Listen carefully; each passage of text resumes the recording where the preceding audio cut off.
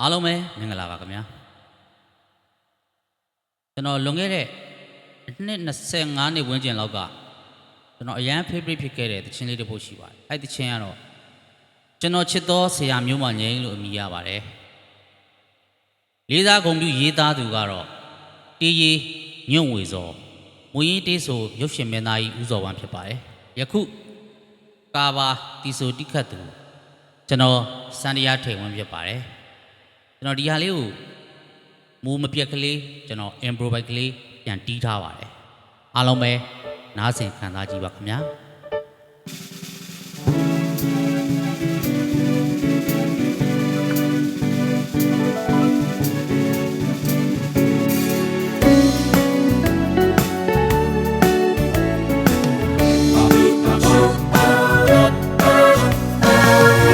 ယူမငင်းရေးဘူးတီးတပုတ်ရဲ့အသက်ဝင်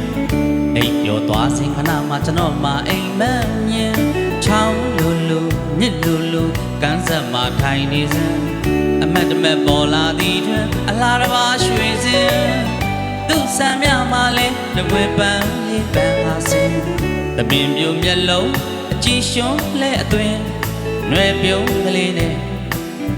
ညှို့နေတဲ့ချင်းမလန်းမကမ်းမှရောက်နေလို့သာမြင်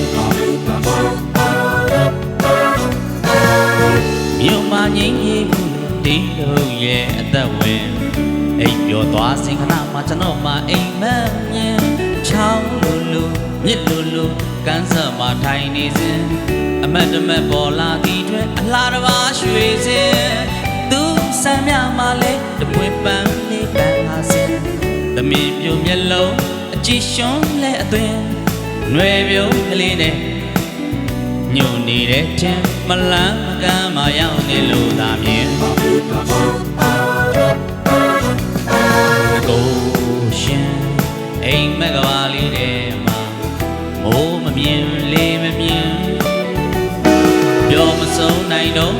ခဏတွင်ရင်ဦးလိုက်တဲ့ပူစရာပဲအိမ်မက်တို့ချောက်ချလမ်းတို့အခိုက်တွင်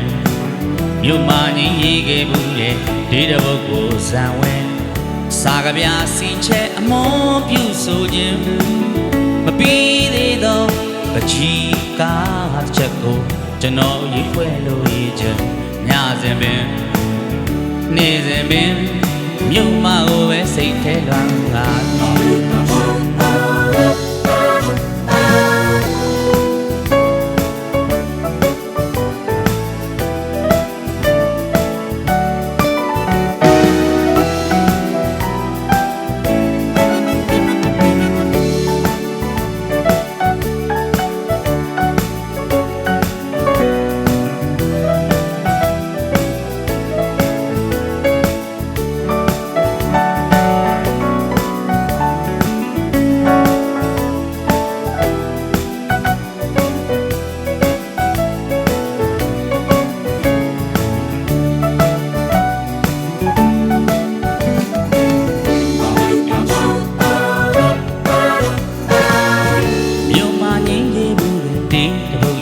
အသက်ဝင်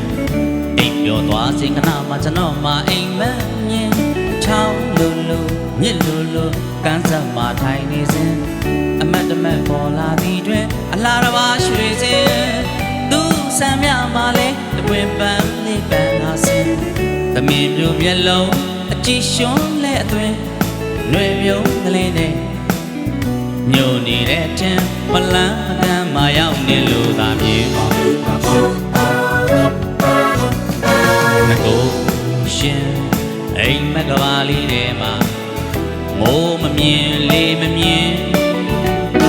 ပြောမဆုံးနိုင်တော့ခဏတွင်ရှင်ဦးလိုက်တဲ့ပူစရာအိမ်မက်တို့ချောက်ချလမ်းတို့အခိုက်တွင်မြို့မှာငင်းရေးခဲ့ဘူးတဲ့ဒီတပုတ်ကိုဇံဝင်စာကဗျာစီချဲအမွန်ပြုဆိုခြင်းမပြီးသေးသောပကြီးကားချက်ကိုကာရဝပြုညွတ်တင်ညစဉ်ပင်